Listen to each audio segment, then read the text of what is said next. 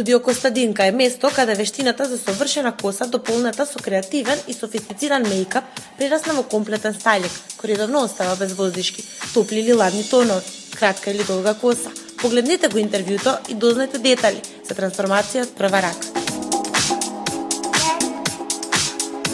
Здраво, Костадинка, добро ни дојде на интервју во ексклузив. Кажи ни нешто за твоите почетоци и како се роди љубовта за шминка и за фризура. Добро ме нашле, веќе долго години сум во овај бизнис, почетоците се уште од моите 6 години, многу мала бев, првите мои модели беа мојата баба и мојот дедо.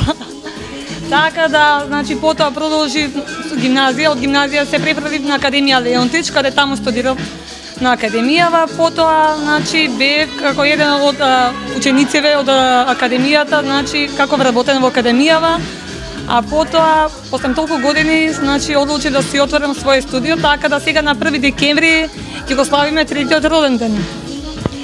Исто така сакам да напоменам, да се стигне до целото тоа што го сакаш, мора многу напор, бидејќи за да успееш сега на овој пазар е многу тешко, бидејќи многу конкуренција имаме. Сакам да кажам, исто така со фризерајот, ако стоиме во место, не можеме да успееме. Мора да се посетуваат семинари надвор, зашто кај нас семинарите се многу поразлични, зашто многу послаби, во свет кој ќе се отиде, нешто поинаку е. Дали често посетувате семинари? Пред малце во разговор ми кажавте дека неодамна се вративте од Милано. Како поминавте таму? Кои се вашите импресии, кои техники на шминка се користат? Често патувам, дали Милано, дали Париз. Во Милано, конкретно ќе кажам, бев и гостинка во фабриката, каде што се произведуваат фарбите, што ги користиме и козметикава. Каде што ги гледаме фарбите, исто така бевме и дел на отворањето на Академија во Милано, на Еделштейн, што веќе тој постои долго години. Учевме нови техники на фарбање, на шишање, каде што ова сезона најхит ќе бидат боите на топлите тонови. Изнијансирани што може, црвенкасти, риџа боја исто така. А во шишање сега најхите, високи степени, исто така шишка на страна. Во тренци, добре. Да, во тренци, да. Таму немаше за шминка, во Милано само учевме за боење на коса спрема тонот на ликот и за шишањето беше во Милано. Постои ли комбинација за совршен изглед? Совршениот изглед сами ние си го создаваме, тоа, една дама го создава својот стил уште од мали нози, не може на 18 години сама да го гради. Тоа се почна, уште од бебе, да се стане дама. Се ближи нова година. Кој е клучниот момент, за совршен изглед, конкретно таа вечер, дали за шминка, за фризура, со оглед на тоа дека надвор времето е ладно? Така, се зависи каде ќе слават нашите клиенти или исто така дали ќе биде во ресторан, дали ќе биде на некој коктейл, во домашни услови, се зависи што ќе облечат. Столетата највеќе зависи спрема шминка, дали со контурирање на лицето ќе се оди, дали ќе се оди спрема облекава исто така, све зависи од облека. Дали оваа година ќе биде исто во тренд контурирање или можеби ќе има и некои други трендови? Контурирањето да, али понатаму ќе дознаете се уште рано. Кажете ни дали има некој посебен трик со кој што шминката може да остане подолго на лицето? Тоа се зависи дали е дневна или ноќна. После тоа постои фиксатор, за шминката стои 24 часа. Не може да се избрише доколку се фиксира со фиксатор. Дали вие инспирацијата ја црпите според убавината на девојката, според незината енергија или според цртите, па има некој шаблон за шминкање?